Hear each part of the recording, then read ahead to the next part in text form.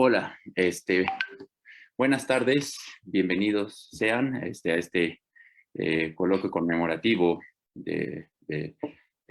para Luis Villoro, de Luis Villoro. Justamente, pues hemos tenido bastantes actividades en estos 3 días. Hemos tenido diferentes ponencias, conversatorios, conferencias magistrales. Estamos muy contentos ahora de recibir al doctor Gustavo Leiva Martínez. Que bueno, pues yo tengo la fortuna de haber tomado clases con él en la UAM Iztapalapa. Y pues bueno, voy a presentarlo formalmente, un poco quién es el doctor. El doctor Gustavo Leiva es profesor e investigador de tiempo completo del Departamento de Filosofía de la Universidad Autónoma Metropolitana Iztapalapa desde 1991. Tiene estudios de maestría en romanística y doctorado en filosofía en la Eberhard Karls University Tübingen, en Tübingen, Alemania. Concluyó sus estudios de doctorado en 1997 bajo la asesoría del profesor Dr. Rüdiger Bubner y del profesor Dr. Günther Figal. Su examen doctoral lo realizó con estos dos profesores y con los profesores Ottfried Hofe y Herbert Koik. Con magna cum laude en la disertación doctoral y summa cum laude en el examen oral. Hizo una estancia postdoctoral en el Philosophisches Seminar de la Ruprecht Karls Universität Heidelberg en el marco de una beca de la Fundación Alexander von Humboldt de 2001-2003, combinada con la asistencia al coloquio de investigación del profesor Axel Honneth en el Institut für Philosophie de la Johann Wolfgang Goethe Universität Frankfurt. Es profesor e investigador en la universidad, ha sido profesor e investigador en la Universidad Federal de ABC de Brasil, en el Centro de Ciencias Naturais e Humanais de 2013 y 2014. Y bueno, pues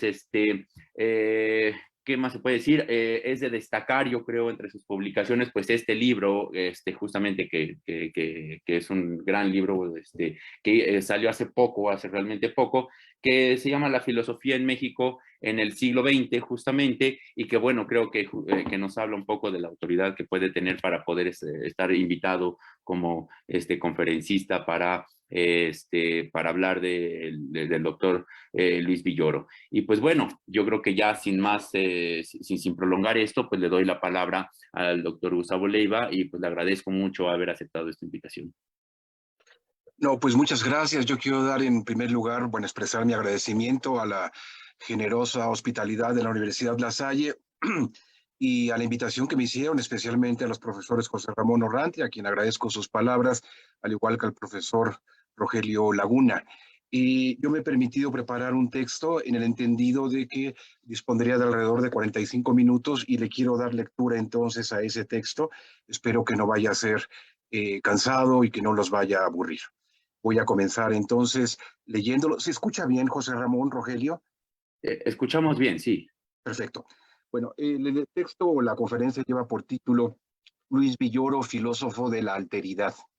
Y dice así: la reflexión desplegada por Luis Villoro a lo largo de más de 60 años ha marcado profundamente a la filosofía y al pensamiento mexicanos por su amplitud teórica, por la solidez de su argumentación y por la originalidad de sus propuestas. En esta conferencia me centraré en uno de los temas que, me parece, recorre en forma insistente, en diversos planos y de distintas maneras, al pensamiento de Villoro en su totalidad, a saber, el de la alteridad, el de la experiencia de la alteridad y el de la manera en que ella plantea un desafío tanto a la reflexión filosófica como a nuestra experiencia personal, al igual que a la manera en que una sociedad piensa, vive y practica la organización de su vida en común en el interior de un proyecto democrático. Para ello procederé en 3 momentos. En primer lugar, me dirigiré a la primera etapa del pensamiento de Villoro en el marco de las preocupaciones y temas que interesaron al grupo Hiperión, donde la pregunta por la identidad de México condujo a Villoro a pensar esa identidad en el horizonte de la experiencia disruptiva de la alteridad expresada por la presencia de las culturas indígenas. En segundo lugar, me detendré en la manera en que la irrupción de la alteridad se presenta, según Villoro, en la experiencia mística.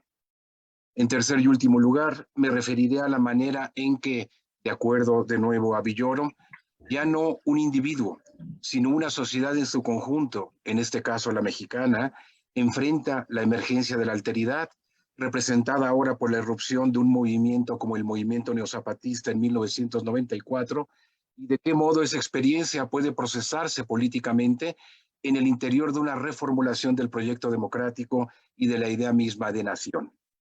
Finalmente, me permitiré plantear algunas consideraciones sobre el problema de la alteridad en el pensamiento de Villoro en general. 1. José Gauss expresó siempre un profundo y genuino interés en la historia del pensamiento y la filosofía mexicanos. En efecto, fue en el ámbito de estas preocupaciones por el pensamiento en lengua española que Gauss y algunos de sus discípulos comenzaron a ocuparse con la historia de las ideas en Hispanoamérica. Estos esfuerzos se desarrollaron en el marco del Seminario para el Estudio del Pensamiento de los Países de Lengua Española, que inicialmente tuvo lugar en la Casa de España y posteriormente, en lo que surgió a partir de la Casa de España, el Colegio de México. En ese seminario se desarrollaron obras imprescindibles para la historia de las ideas y para la autocomprensión de México y de América Latina.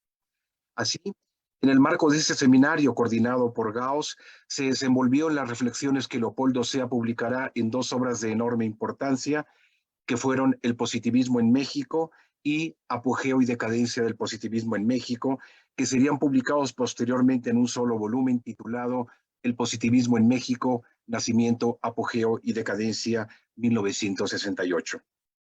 Fue también en ese seminario que se gestaron los trabajos de Bernabé Navarro sobre la introducción de la filosofía moderna en España, de Luis Villoro, trabajo al que me voy a referir más adelante, Los grandes momentos del indigenismo en México en 1950, Vera Yamuni, Concepto e imágenes de pensadores de lengua española, y Francisco López Cámara, La génesis de la conciencia liberal en México, entre otros. Gauss mismo señaló, sin embargo, que era a Alfonso Reyes a quien debía corresponder el mérito de haber planteado, cito a Gauss, la búsqueda del alma nacional mexicana, final de la cita, en el debate intelectual de aquel momento. Es preciso recordar, además, que en esta preocupación coincidían también los esfuerzos de Samuel Ramos en la obra El perfil del hombre y la cultura en México, publicada en 1934, donde Ramos intentara, cito a Ramos, por primera vez explotar filosóficamente el pasado histórico de México, a fin de explicar y aclarar los rasgos específicos de su vida presente que pudieran constituir una especie de caracteriología del mexicano y su cultura. Final de la cita de Samuel Ramos. No obstante, donde se concentrarán, tematizarán y desarrollarán estas preocupaciones en forma más sistemática será en el marco de las reflexiones desplegadas en el interior del Grupo Hiperión, en el que hacia 1947 se congregaron Luis Villoro, Joaquín Sánchez MacGregor, Jorge Portilla, Salvador Reyes Nevares, Emilio Uranga, Fausto Vega y Ricardo Guerra, a quienes posteriormente se uniría el ya mencionado Leopoldo Sea.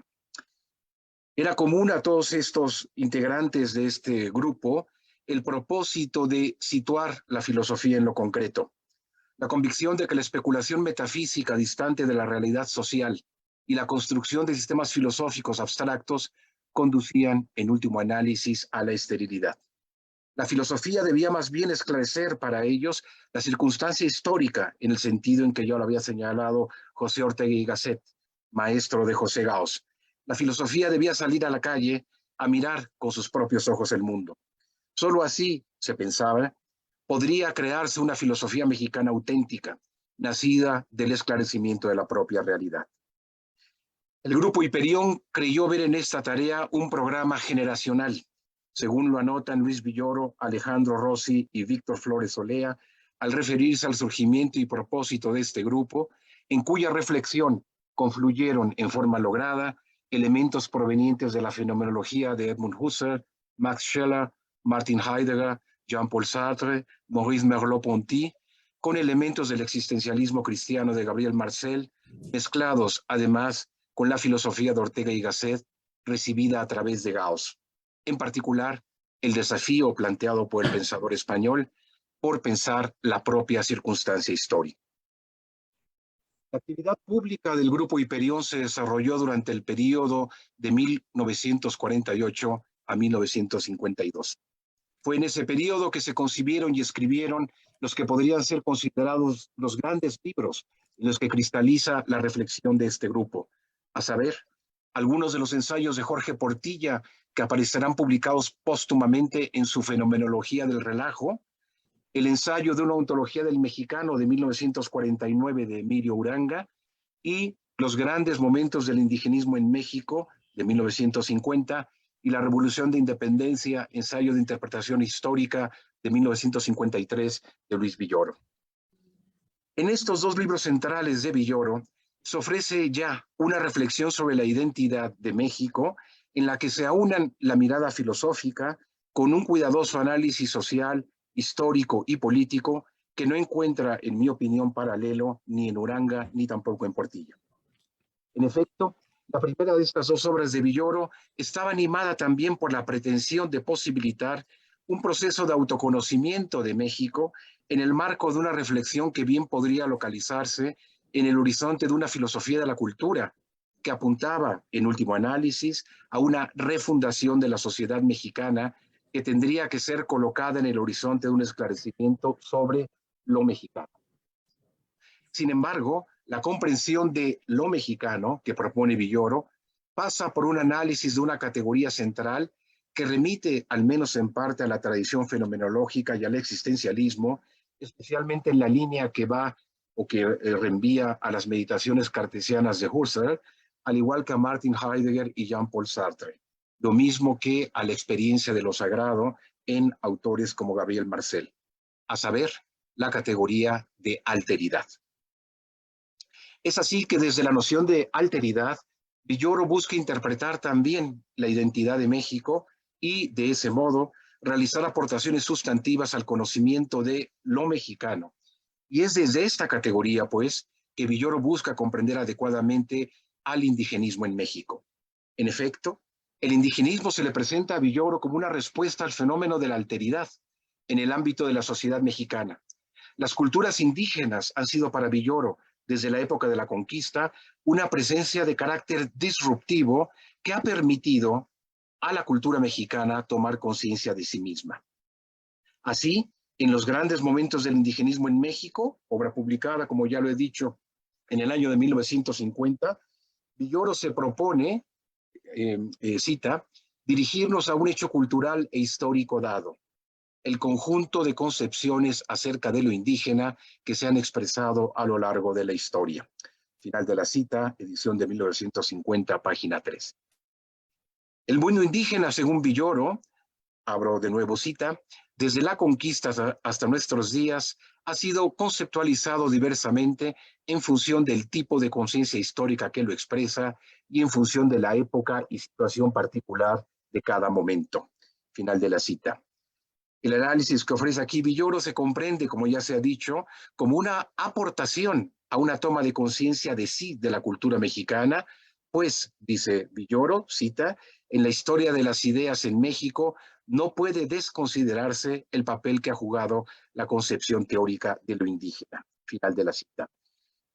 Ello se inscribe, además, en una tentativa propia al grupo Hiperión, y aquí Villoro piensa especialmente en Emilio Uranga, por recuperar el pensamiento y cultura mexicanas y afirmarlos frente a toda suerte de comportamiento cultural imitativo y limitado a importar acríticamente las modas culturales provenientes de Europa y los Estados Unidos de Norteamérica. En una consideración retrospectiva, señalará Villoro que en aquel momento su reflexión y la del grupo Hiperión se hallaban animadas por, cita, la necesidad de fundar al fin una filosofía auténtica. Reaccionábamos, dice Villoro, contra la actitud imitativa de nuestro pensamiento, pendiente solo de repetir doctrinas importadas. Soñábamos con crear un pensamiento autónomo, ligado a nuestra circunstancia, que hablara de nosotros y para nosotros, capaz de volver más racional nuestro propio mundo, susceptible de desenajenarnos. Final de la cita. Fue justamente en la cultura indígena donde Villoro localizaría entonces, cita de nuevo, el rasgo más originario de nuestra cultura. Lo indígena funge en realidad como un símbolo de la originalidad por alcanzar para liberarnos de formas culturales postizas. Final de la cita. El propósito de este análisis no era exclusivamente el de ofrecer un conocimiento filosófico e histórico más preciso de la cultura mexicana, vista ahora en el horizonte de la cultura indígena, sino también, dice Villoro, un proyecto de operar transformaciones morales, sociales y religiosas con el ser del mexicano. Villoro distingue así tres momentos del indigenismo, esto es, tres modos en que se ha reflexionado sobre el mundo y cultura indígenas como presencia de la alteridad a lo largo de la historia de México. Se trata, sin embargo, no de una reflexión que el mundo indígena ha realizado desde y sobre sí mismo, sino de un ordenamiento reflexivo que le ha sido impuesto al indígena, a las culturas indígenas, desde fuera de sí mismas. Abro cita. Creemos encontrar, dice Villoro, tres momentos fundamentales en la conciencia indigenista que señalarán otros tantos estadios manifestativos del ser indígena y que se expresarán en distintas conceptuaciones indigenistas. Continúo con Villoro, con la cita. Corresponde el primero a la cosmovisión religiosa que España aporta al Nuevo Mundo. El segundo, a la del moderno racionalismo culminante en la Ilustración del siglo XVIII y en el cientismo del siglo XIX. El tercero, a una nueva orientación de preocupación histórica y social que culmina en el indigenismo contemporáneo. Final de la cita, Villoro, 1950, la edición que estoy citando de esa obra, página 15. El indigenismo contemporáneo, al que se refiere aquí Villoro, remite a la reflexión desarrollada por Miguel Otón de Mendizábal y Manuel Gamio en su libro Forjando Patria de 1916, cuya propuesta de asimilación cultural de los indígenas del México que se creería moderno se integraría posteriormente a una política de Estado nacida del movimiento revolucionario de 1910, que culminaría posteriormente en la creación del Instituto Nacional Indigenista en 1948. Villoro encuentra así expresado ya en Manuel Gamio cómo, abro cita, la cultura indígena que habíamos visto totalmente separada de nosotros aparece al propio tiempo como una raíz indispensable de nuestra propia especificación frente a culturas de otros países. Lo indígena es lo extraño y separado a la vez que lo propio. Final de la cita, páginas 234-35 de la edición que estoy citando. Sin embargo, al mismo tiempo, apunta Villoro, cita de nuevo, el indigenismo actual se nos aparece como un momento dialéctico destinado a ser negado. Solo existe para destruirse. Se afirma lo indígena como valor supremo para poder negarlo después en una sociedad donde se reconozcan mutuamente el indio y el blanco. Es pues un tránsito y no una meta. Final de la cita, página 278 en la edición ya mencionada. Ese tránsito, y en este punto Villoro parece asumir una inspiración de corte marxista, habrá de conducir a la transformación del indígena en proletario, para así pasar a definirse y comprenderse no en términos de adscripción étnica, sino como adscripción de clase. Cita. Gracias a esa conversión, el indígena se universaliza. En efecto, cuando el mestizo recupera al indígena en la praxis, no lo recupera propiamente como raza, sino como clase. Por otra parte, al postular la comunidad futura sin distinción de razas, asume en la acción la universalidad de lo humano, pues que actúa por la liberación de todo hombre, sea de la raza que sea. Final de la cita, página 279. 2. El carácter disruptivo de la alteridad aparece también en los textos reunidos en La significación del silencio y otros ensayos, publicado en el año 2008 por la Universidad Autónoma Metropolitana. Se trata de trabajos escritos por Villoro entre 1948 y 2005, esto es, a lo largo de 57 años que versan sobre la soledad y la comunión, el lenguaje y el silencio, la identidad y la alteridad, lo profano y lo sagrado, la luminosidad de la filosofía griega y el carácter nocturno de las antiguas filosofías orientales, sobre la autonomía y el reconocimiento del otro, sobre las relaciones entre ciencia y sabiduría, al igual que sobre cuestiones centrales de la democracia en sociedades multiculturales como la mexicana. Esos problemas y tensiones se analizan en el marco de una reflexión en la que se enlazan, como ya se ha dicho, elementos provenientes de la fenomenología y el existencialismo, ante todo Martin Heidegger, Jean-Paul Sartre y Gabriel Marcel, de la filosofía analítica, especialmente en la línea abierta por Ludwig Wittgenstein, y preocupaciones que remiten en forma más o menos directa a la filosofía de la religión y a la presencia, ausencia de lo sagrado, sea en la tradición cristiana, en las vertientes gnósticas, en la vía islámica o en la filosofía de las Upanishads de la antigua India. En efecto, en el primero de los trabajos que aparecen en ese libro, con el título Soledad y Comunión, escrito en 1949, Villoro expone con claridad el modo en que, en la conciencia de la radical soledad del sujeto, se presenta al otro, al tú, como lo extraño, lo indefectiblemente separado, centrado en el yo, como el satélite en la órbita del planeta. Cito en la página 30 de esa edición que he mencionado. La conciencia de esta soledad, dice Villoro, patentiza por un lado, afirmará él siguiendo a Jean-Paul Sartre, la experiencia de la propia libertad. Al mismo tiempo, por otro lado, ella genera una insaciable apetencia, un deseo no colmado de búsqueda del otro, apunta Villoro recordando aquí tanto a Max Scheler como a Gabriel Marcel. Gracias justamente a la presencia del otro, del tú, una presencia que se da a través de un sentimiento como el amor, se rompe la prisión egocéntrica del sujeto, se fractura la capa de una objetividad impenetrable y se rompe así el cerco que la soledad tendía en torno al yo. Una tensión semejante es la que se delinea entre el lenguaje discursivo por un lado y el silencio por el otro. En efecto, siguiendo a Heidegger, Villoro sostiene que el lenguaje discursivo es solo una de las actualizaciones posibles del habla, de lo que Heidegger llama Rede en Sein und Zeit, que comprende también a la mímica y a la danza, al canto y a la poesía, y también, por supuesto, al silencio. A pesar de su pretensión de representar y comunicar la realidad con la mayor exactitud posible, erradicando la arbitrariedad y la ocasionalidad de la significación, el lenguaje discursivo, dice Villoro, cita, encubre, mas no elimina, la extrañeza del mundo. Pues, dice Villoro, continuó con la cita, el mundo es a la vez palabra discursiva y presencia silenciosa. Final de la cita. Es justamente esta presencia del mundo que no puede ser comunicada mediante el lenguaje discursivo, aunque ella se encuentre presente de modo subrepticio ya en la que se busca significar mediante un lenguaje paradójico basado en la ruptura, en la destrucción de los significados habituales del discurso, del lenguaje al que tiende, en el límite de sus posibilidades, dirá Villoro, toda verdadera poesía. Ese límite que en último análisis colinda con la destrucción de todo lenguaje discursivo, con la negación incluso de la palabra misma, no es otra cosa sino el silencio. En realidad, como lo apunta Villoro, así comprendido, el silencio, cita, acompaña al lenguaje como su trasfondo, o mejor, como su trama. La palabra lo interrumpe y retorna siempre a él. Final de la cita.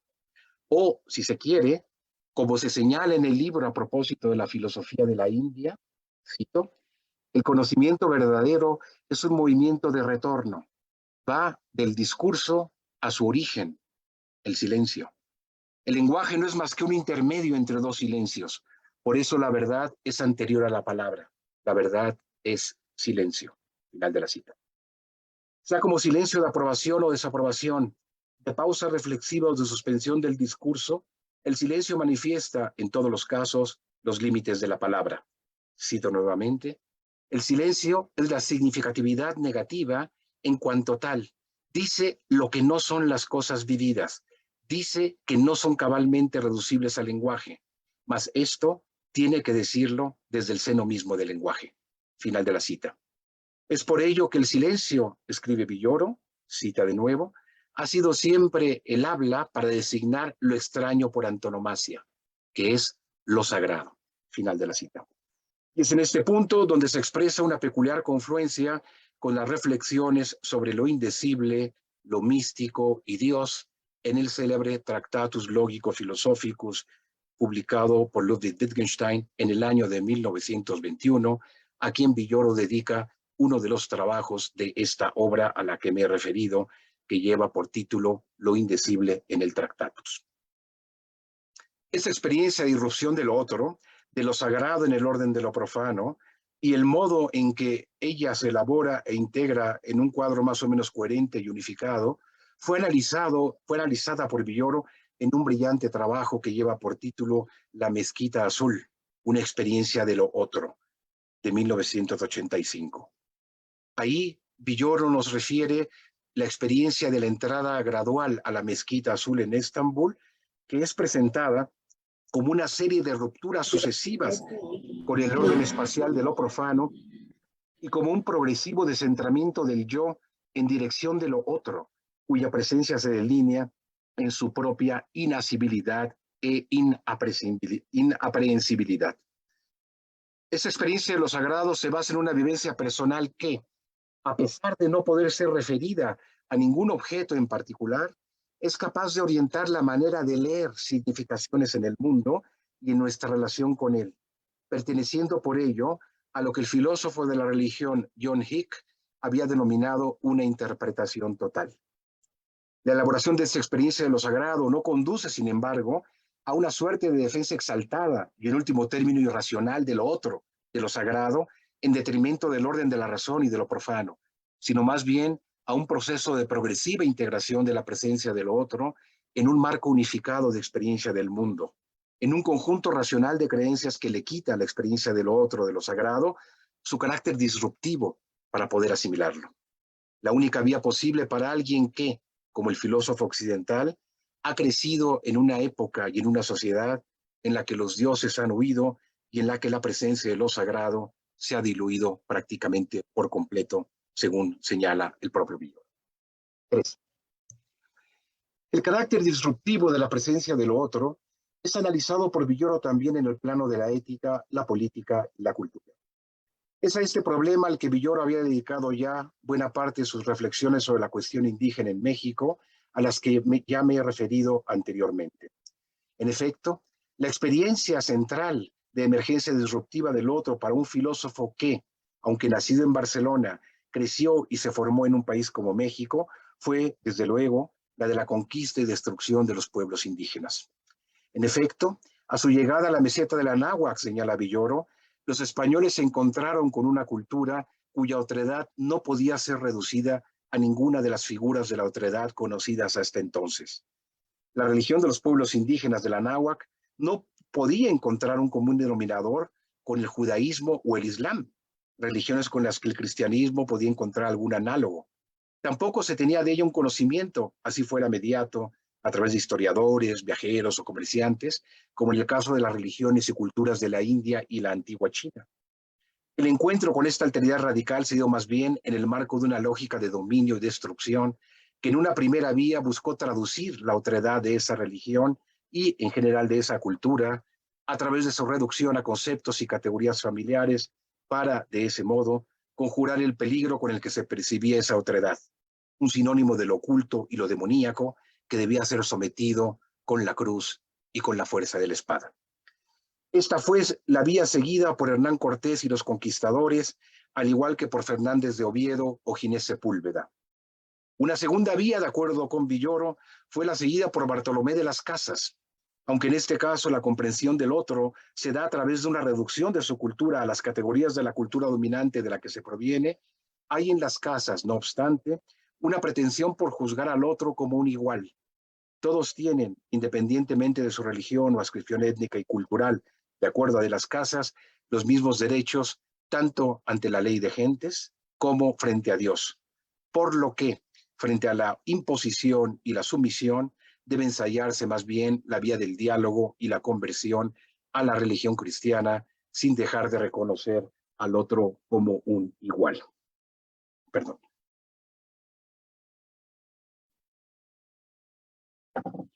No obstante, una posición como la de las Casas no puede admitir la validez de las interpretaciones y culturas del otro en un mismo plano que el de la propia cultura de la que se proviene. Se reconoce, dice Villoro, la igualdad del otro en las Casas, pero no su diferencia. Es justamente en esta vía que marchará la que es para Villoro la tercera de las posibilidades de relación y reconocimiento del otro en la experiencia originaria de la conquista. Se trata del camino seguido por Fray Bernardino de Sahagún, que apunta al reconocimiento del otro, tanto en su igualdad como en su diversidad. Esta vía se traduce en un esfuerzo por dar a los indígenas, sin intermediario alguno, la voz para entender, redescubrir y preservar su mundo, expresándolo en su propia lengua, detectando, y ello significa un paso enorme en aquel momento, en la cultura del otro, elementos capaces de ayudar a comprender y a criticar la propia cultura de la que uno proviene. No obstante, incluso el reconocimiento del otro delineado en la obra de Sahagún presenta para Villoro un límite irrebasable, a saber, el reconocimiento de la otra cultura no puede llegar al punto de cuestionar las presuposiciones básicas de la propia cultura. En el caso que nos ocupa, la verdad y presencia de la religión cristiana y de la cultura que se ha erigido a partir de ella. Solo el colonizado, para Sahagún, jamás el colonizador puede convertirse a la otra cultura. El reconocimiento cabal del otro apuntaría de este modo a algo así como una experiencia lograda de traducción de una lengua o de una cultura a otra, de modo que la cultura extraña permite una ampliación del horizonte de la propia, a través de un cuestionamiento de sus presuposiciones y límites, contribuyendo así a su ensanchamiento, a su crítica y a su ensanchamiento. Expresado en el plano de los grandes debates políticos en México, especialmente desde el levantamiento zapatista en 1994, eso significa abogar por un reconocimiento de los indígenas como sujetos capaces también de juzgar a quienes hasta ahora los han juzgado y sometido, de mantener tradiciones y creencias que están a la base de su identidad, de desarrollar diseños políticos e instituciones dentro del Estado y de asumir un núcleo de valores que, al modo de una suerte de coto vedado, como lo denomina Ernesto Garzón Valdés, se encuentra a la base de los dispositivos jurídicos e institucionales en forma de derechos individuales, determinando a la vez facultades, competencias y ámbitos en los que se podrían ejercer los derechos propios. Es aquí donde Villoro encuentra el núcleo de la autonomía indígena que establezca su derecho a pactar con el Estado las condiciones que permitan no solo su supervivencia, sino su desarrollo como pueblos en el interior de un Estado que se concibe como multicultural. Es en este marco en el que puede comprenderse el proyecto de una, entre comillas, así la llama él, democracia radical, que Villoro expondrá en su libro El poder y el valor, fundamentos de una ética política. En efecto, en esta obra Villoro plantea la peculiar paradoja que parece caracterizar a las sociedades democráticas en el siglo XX, a saber, la de que las mismas instituciones que habían sido destinadas a asegurar la democracia han acabado, en último análisis, por limitar a la propia democracia. Siguiendo en este punto a Norberto Bobbio, Villoro piensa en ese sentido en problemas como el de la representación, esto es, el hecho de que solo en comunidades pequeñas puede el pueblo ejercer efectivamente el poder, pero que a nivel de una nación entera, en cambio, el poder del pueblo tiene que ser delegado en representantes que terminan por reemplazar y oponerse a la voluntad de los representados. Así, por ejemplo, el sistema de partidos como una pieza clave en esta democracia representativa ofrece una ambivalencia constitutiva e insuperable. Es el único medio realista que ofrecen las instituciones democráticas para representar la voluntad de los ciudadanos. Esto es cierto. Al mismo tiempo, sin embargo, es un poder, el de los partidos, que obedece a sus propias reglas y termina por sustraerse al control de los propios ciudadanos y suplantar la voluntad de estos. Ese es el primer gran problema que no puede resolver la democracia y sin embargo del cual la democracia vive, representación.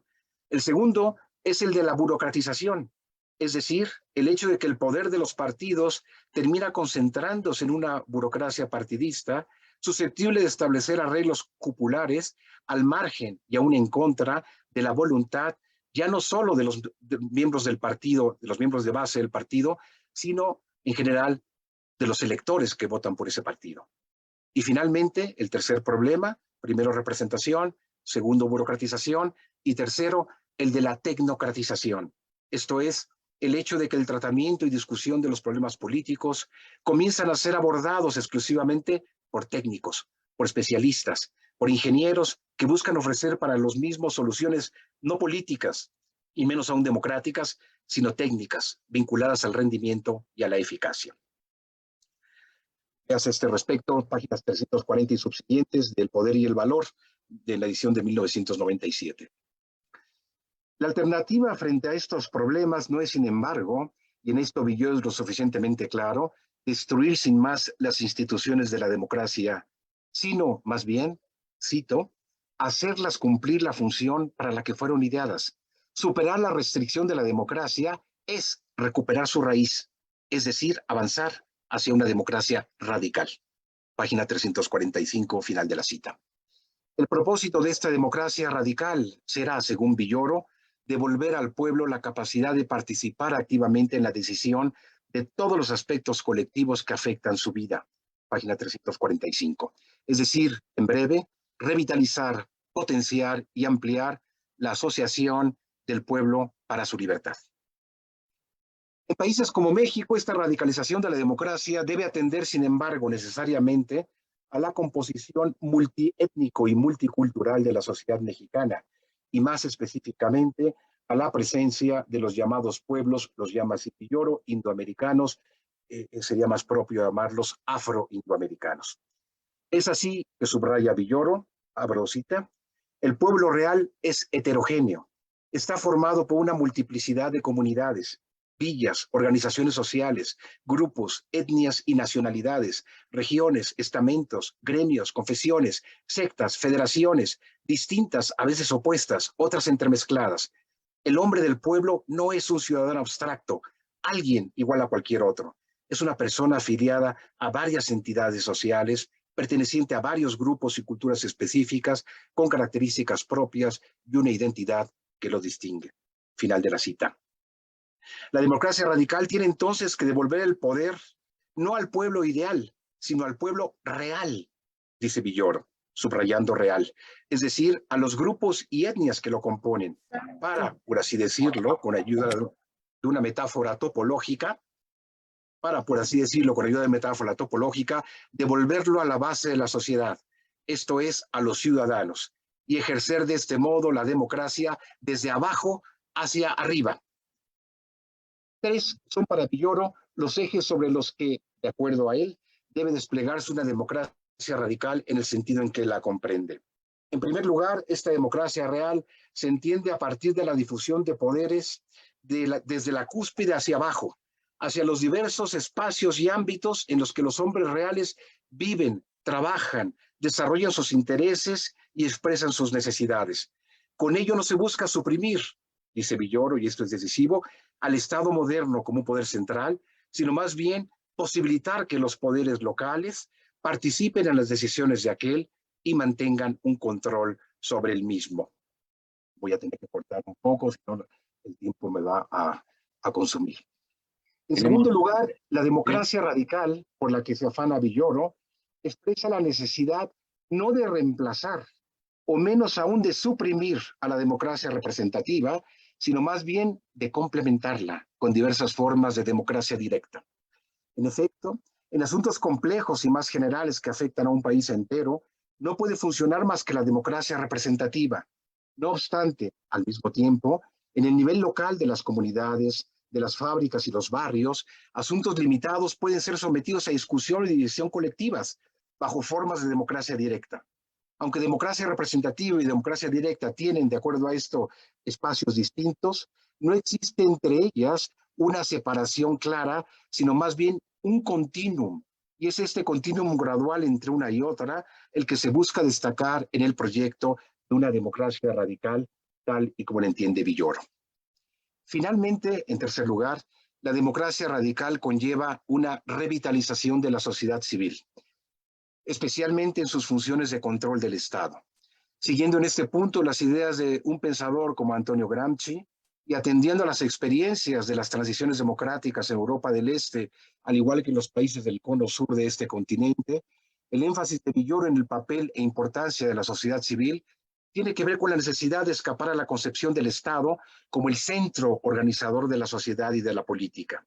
En ella se expresa, pues, en la sociedad civil, dice Villoro citando a Jean Cohen y Andrew Arato, cito, un impulso de descentralización del Estado, al que se contrapone la correspondiente sensibilización por las formas de organización y autoorganización no estatales desde y por la sociedad civil. Final de la cita. Es en este punto donde se puede localizar el sesgo republicano de la variante del liberalismo defendida por Villoro.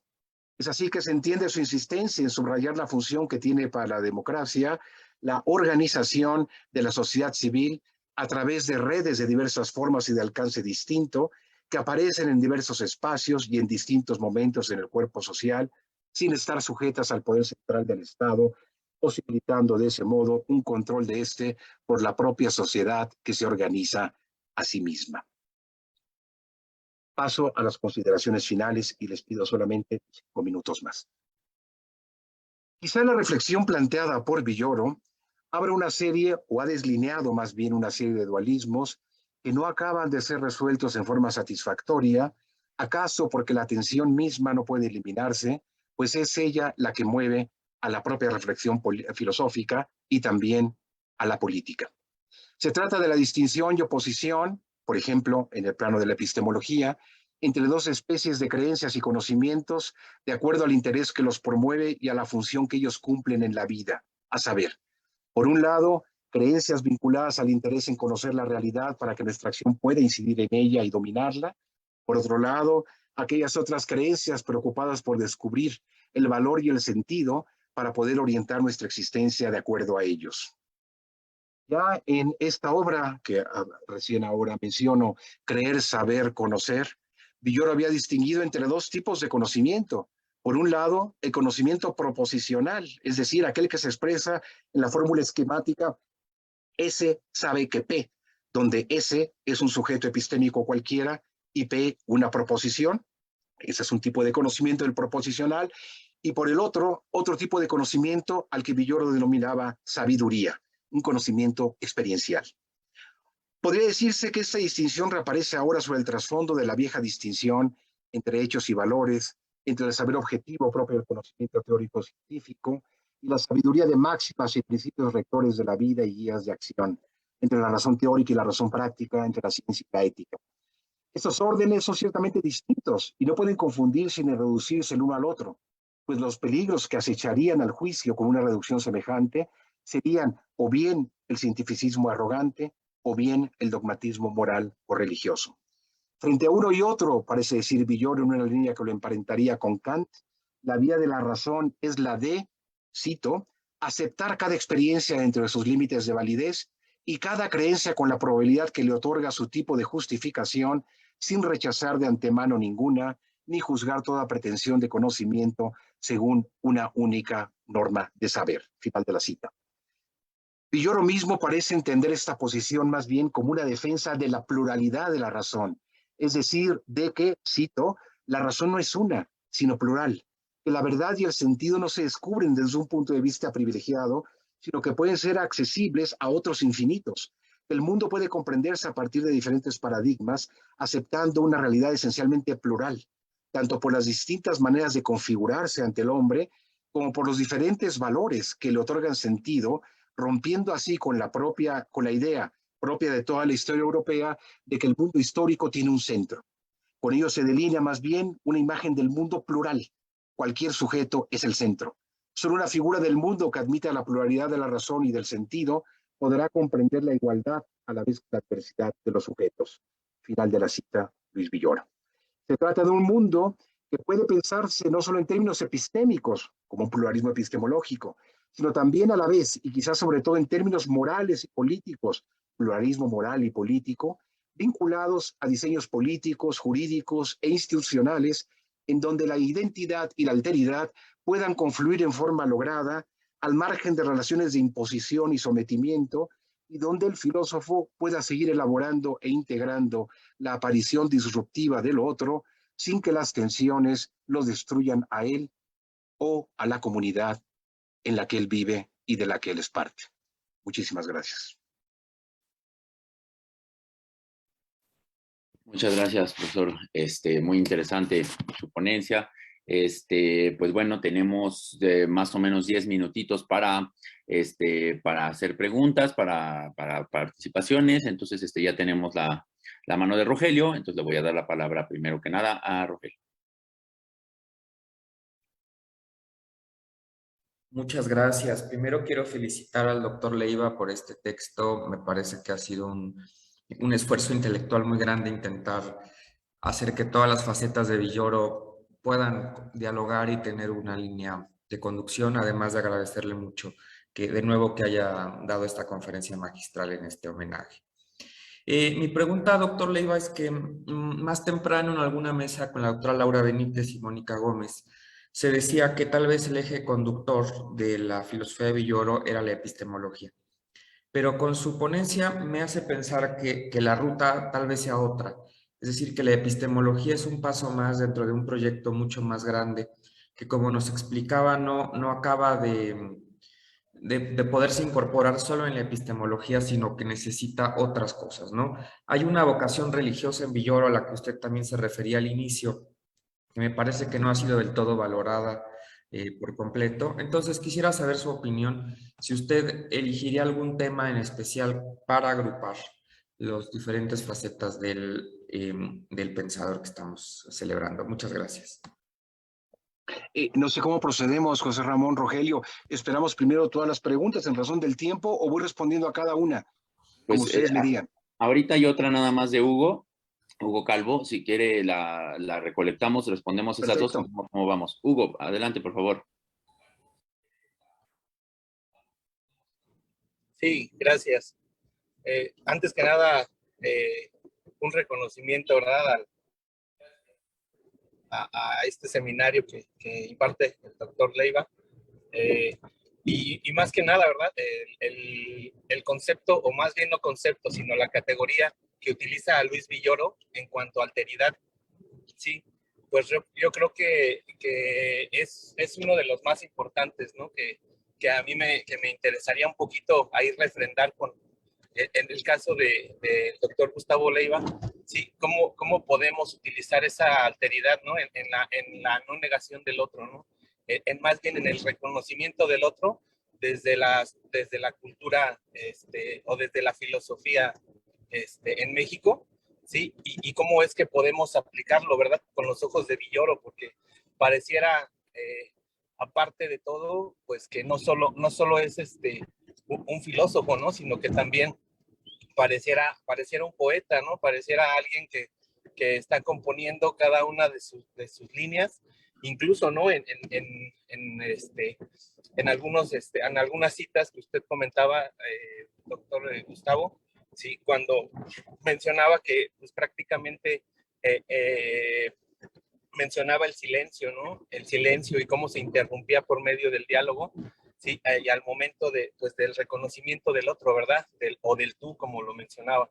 Si me puede, pues, apoyar en ese sentido, se lo voy a agradecer. Creo que hay otra pregunta, Rogelio y José Ramón, porque tengo miedo de extenderme mucho en las respuestas y creo que el tiempo, tampoco le quiero quitar tiempo al siguiente conferencista. A ver, o escucho si les parece bien la otra pregunta y digo algo al final. Sí, me parece bien, Gabriel. La pregunta nada más, les pido brevedad en las preguntas para que no sean conferencias ellas mismas, por favor, gracias. Buenas tardes. Sí, en referencia a la noción de sagrado en Villoro, también como recuerdo y por las referencias, hay un vínculo con Bill J. Stein y con una experiencia personal. No sé si haya otras fuentes y si tal vez haya una posible conexión o más bien contraste con lo que Villoro conoció de los pueblos indígenas. A mí en principio me parece que hay un contraste, me parece que hay lo sagrado, al menos en lo que yo conozco de los pueblos indígenas, me parece que es un poquito diferente a esto que plantea Villoro, pero no sé qué pudiera decir. Gracias. Bueno, pues muy rápidamente, José Ramón y Rogelio, porque creo que en 5 minutos empieza otra mesa y tampoco quiero aprovecharme del tiempo. Pues muy rápidamente, una idea que yo siempre he tenido es poder, bueno, siempre falta mucho tiempo, ¿verdad?, para hacer estas cosas, pero poder localizar a Luis Villoro en el marco o en el interior del espectro generacional, ya no solo mexicano, sino latinoamericano, e incluso en general europeo, estadounidense, ¿no? Que es con un poco con los que más, para bien o para mal, estamos familiarizados. Y en ese sentido, pues bueno, Villoro es de 1922.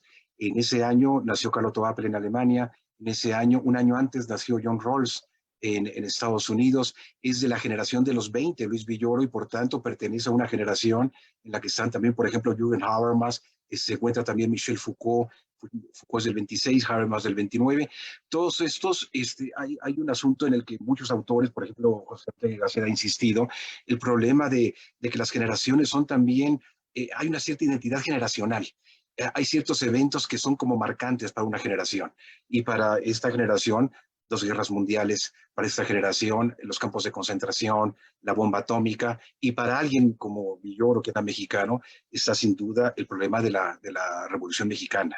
Y yo creo que todas esta generación estuvo muy preocupada, y con esto ya voy más directamente a la primera pregunta planteada por Rogelio. Plantearon en el centro que el problema de la ética y de la política. Cómo repensar la ética después de las catástrofes del siglo XX, cómo repensar la política también después de las experiencias del totalitarismo del siglo XX. Yo aquí en este punto, claro, la doctora Laura Benítez es una gran conocedora de la obra de Villoro, pero sí me permito disentir de su opinión.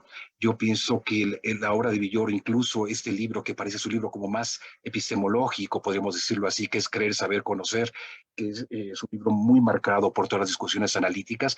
Ahí incluso desde el principio y sobre todo al final se plantea muy claro que lo que a él le interesa es, y esto era parte de una investigación más amplia que no pudo concluir, investigar las relaciones entre la razón y la dominación, entre el conocimiento y la dominación.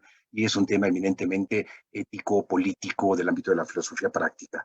El segundo problema, el que planteó Gabriel, sobre el problema de la alteridad, ¿de dónde le viene? Yo diría que le viene sobre todo, Gabriel, de 2 vías. Uno es por la vía de la fenomenología.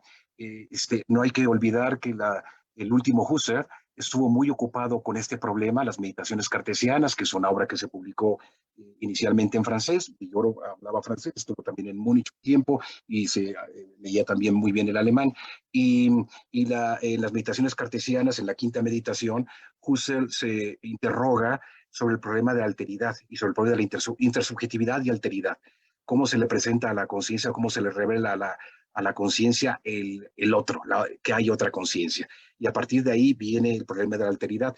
No hay que olvidar, como un detalle importante, que estas meditaciones cartesianas de Husserl fueron publicadas inicialmente en francés, no en alemán.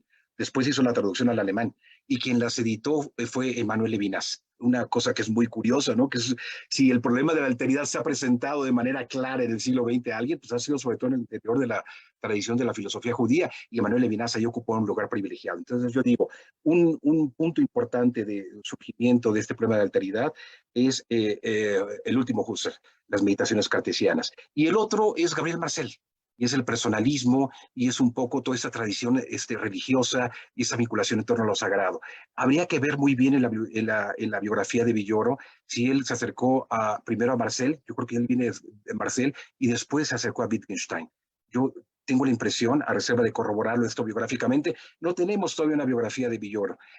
¿Qué vino primero? Pero yo sospecho que vino primero la preocupación por la religión a través de Gabriel Marcel, y desde ahí se acercó al Tractatus, que fue una obra maravillosa, el primer Wittgenstein, en donde el papel de lo sagrado, la última proposición, la 7, es sobre todo, es central, ¿no? Das Mystische, das Unsagbare, aquello que no se puede decir y sobre lo cual es mejor callar, que es sin embargo lo más importante y lo que le da sentido a todo el libro. Y en relación a lo que preguntaba Hugo, bueno, creo que también tiene que ver con esto que le he contestado a Gabriel. Sí, es por un lado Marcel, Wittgenstein, ya lo mencionamos, y la experiencia que tú has descrito bien, Hugo, que puede hablar de tú, ¿verdad? Que es la de la Mezquita Azul, que es una experiencia personal que él tuvo en esa Mezquita Azul que está en Istambul. Y a partir de ahí él empieza a elaborar y empieza a reflexionar sobre lo sagrado. Es una descripción incluso fenomenológica muy bien hecha, ¿verdad? Porque conforme se va adentrando y va cruzando el espacio de la mezquita, se presenta también un proceso de descentramiento del yo y como de desprendimiento del orden de lo profano. Y aquí el punto es cómo integrar esa alteridad o cómo integrar esa experiencia de lo sagrado, que es un problema de la democracia, cómo integrar la alteridad en el interior de una experiencia unificada o en el interior de una forma de vida en común, si se quisiera ver este plano de la política. Bueno, creo que interrumpo aquí porque son las 6:01 y se me haría una falta de respeto de mi parte hacia los colegas que vienen después. Pues muchísimas gracias, les agradezco las preguntas, la invitación y el haberme escuchado.